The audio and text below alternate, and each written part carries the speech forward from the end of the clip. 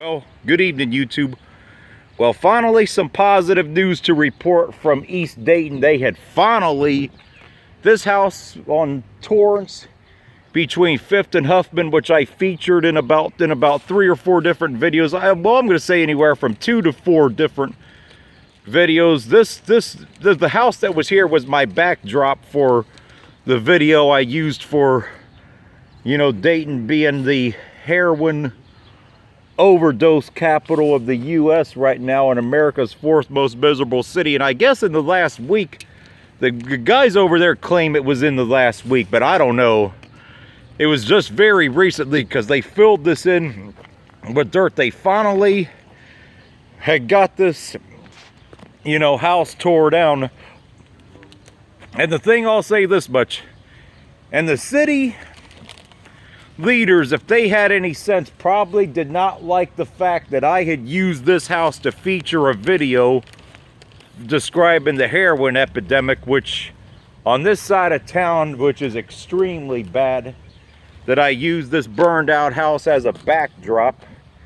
And it's been long overdue, so we need to start demanding that they tear down more of these, because I filmed at least 2 or 3 houses on the street. I filmed the one that was here, that one next to it a while back, that one over there across the street there on the corner by the pine tree. But we got to keep the pressure on the city. The great thing is with this channel and these videos, the great thing is the city leaders cannot censor this. So hopefully, them having to have the spotlight shined on these abandoned houses like this, and obviously using these in high profile videos when people look up, hey, heroin epidemic, which it still is very bad around here, and it probably will be for a while. But this house was long overdue to come down. The house that was right here, you guys will know the house I'm talking about because I featured it in about 3 or 4 different videos. I don't know, it was around 2 to 4 videos, and it was long overdue that they had tore this down. But they haven't filled it in with dirt. I don't see any really scrap they've left for anybody.